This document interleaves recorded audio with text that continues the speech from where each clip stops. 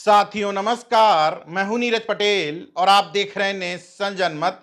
प्रसिद्ध film actor Nawazuddin Siddiqui का dialogue आपको याद है? कभी कभी लगता है अपुनिच्च भगवान है।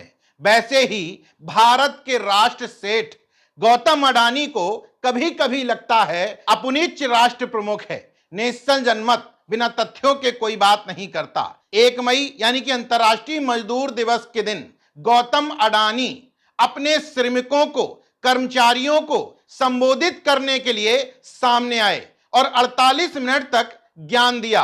उस ज्ञान गंगा को नाम दिया गया अपनी बात अपनों के साथ। कुछ नाम याद आया?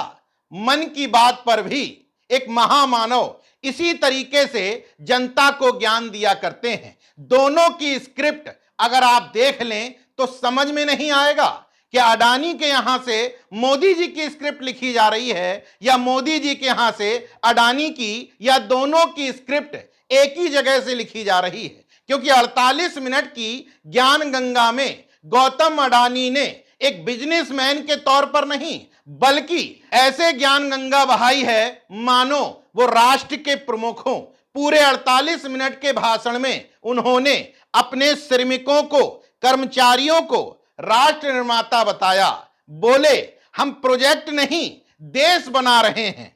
राष्ट्र सेठ का 48 मिनट का पूरा भाषण अगर आप गौर से सुनेंगे तो आपको लगेगा कि प्रधानमंत्री नरेंद्र मोदी को नहीं, बल्कि अमेरिकी राष्ट्रपति डोनाल्ड ट्रंप को टक्कर देते हुए दिख रहे हैं। क्योंकि डोनाल्ड ट्रंप और उनका पूरा परिवार पहले बिजनेस में आया, इसके बाद डोनाल्ड ट्रंप ने अमेरिका की राजनीति संभाल ली और अपने पूरे परिवार को व्हाइट हाउस के इर्द गिर्द प्रमुख पदों पर बैठाल दिया।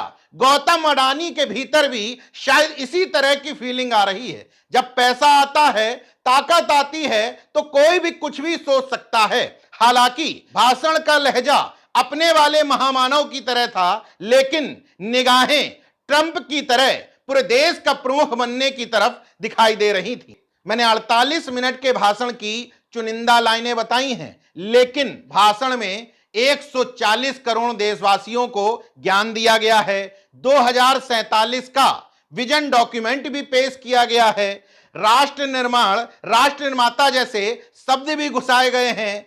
महाभारत, रामायण की कहानियां भी सुनाई गई हैं और उस खास दिन से खुद को रिलेट करते हुए धार्मिक एंगल देने की भी कोशिश की गई है। इतना ही नहीं, मैंने भाषण में गौर से सुना, यशस्वी प्रधानमंत्री महामानव नरेंद्र मोदी जी के लिए जी शब्द का इस्तेमाल नहीं किया है, नरेंद्र भाई मोदी शब्द का इस्तेमाल किया गया है। प्रधानमंत्री नरेंद्र भाई मोदी ने क्योंकि अडानी को पता है कि मेरे बिना वो कुछ भी नहीं। और ये बात भी यूं ही नहीं मैंने कह दी। प्रधानमंत्री बनने से पूर्व इन्हीं राष्ट्र सेठ यानी कि अडानी के प्राइवेट जेट में प्रधानमंत्री नरेंद्र मोदी घूमा करते थे। जब ये तस्वीरें मार्केट में आई थी तो इनकी कड़ी आलोचना हुई थी। प्रधानमंत्री बनने के बाद मोदी जी ने अपना कर्ज उतारा। जिस जिस राष्ट्र की यात्रा पर गए अडानी जी साथ गए, तो वहां से करोड़ों अरबों का बिजनेस जरूर लेकर के आए। 2014 में जिस गौतम अडानी का बिजनेस 5.10 अरब डॉलर पर टिका था, 2022 आते आते यानी कि मोदी के शासन के बाद 137 अरब डॉलर तक पहुंच गया। मौजूदा स्थिति यह है कि गौतम अडानी भारत में तो नंबर 1 बिजनेसमैन है ही, पूरे विश्व में 19वें नंबर पर आ गए हैं। 2014 के बाद 2026 से तुलना करें तो उनके बिजनेस ने 1500% की भारी छलांग लगाई है। आज देश का ऐसा कोई महत्वपूर्ण सेक्टर नहीं है जहां राष्ट्र सेठ गौतम अडानी दखल ना रखते हो।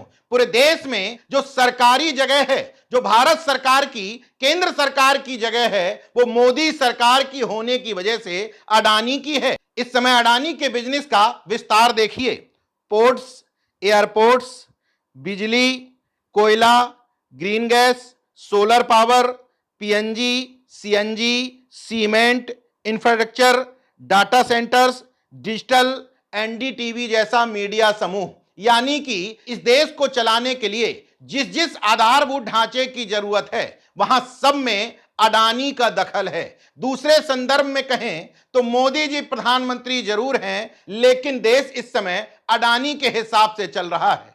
अडानी और ट्रंप की तुलना मैंने यूं ही नहीं की। अमेरिका का राष्ट्रपति बनने से पहले डोनाल्ड ट्रंप भी अमेरिका में एक बड़े उद्योगपति थे। धीरे धीरे अडानी की तरह अपने पूरे परिवार को बिजनेस में लेकर के आए, अमेरिका के राष्ट्रपति बने और अपने परिवार को व्हाइट हाउस के इर्द गिर्द महत्वपूर्ण पदों पर बैठाल दिया। मौजूदा समय में ट्रंप की बेटी इवांका ट्रंप, दामाद जारेड कुशनेर, दूसरा बेटा डोनाल्ड ट्रंप जूनियर, तीसरा बेटा एरिक ट्रंप, दूसरी बेटी टिफनी ट्रंप, बहू लारा ट्रंप घुमा फिरा करके व्हाइट हाउस के प्रमुख पदों पर जमे हुए हैं। अब अगर गौतम अडानी के परिवार में देखें तो अडानी के अलावा उनकी पत्नी प्रीति अडानी चेयरपर्सन है अडानी फाउंडेशन की, बड़ा बेटा करण अडानी सीईओ है अडानी पोर्ट्स और सेज का, दूसरा बेटा जीत अडानी एयरपोर्ट्स और डिजिटल का काम देखता है,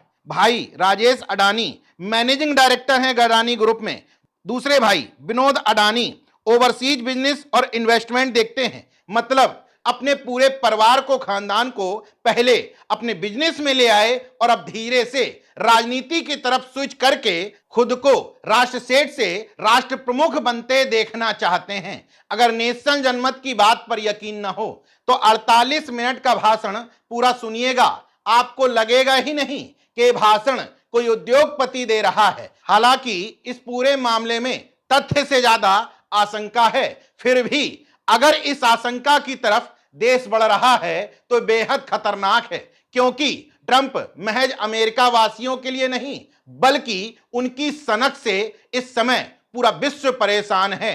भारत में जो तमाम तरह के संकट उत्पन्न हुए हैं उसमें ट्रंप की सनक की बहुत महत्वपूर्ण भूमिका है। इसलिए किसी भी व्यक्ति को इस देश के लोकतंत्र से, संविधान से खुद को ऊपर समझने की छूट नहीं देनी चाहिए। अगर समय रहते ये बात देश की जनता ने नहीं समझी तो यह आशंका कब सच में बदल जाएगी नहीं कहा जा सकता। इसके बाद जो भी होगा उसकी जिम्मेदार इस देश के मतदाता खुद होंगे। बाकी देखते रहिए नेल्सन जनमत, जागरूक और सजग बने रहिए। जय विज्ञान, जय संविधान, जय लोकतंत्र। धन्यवाद।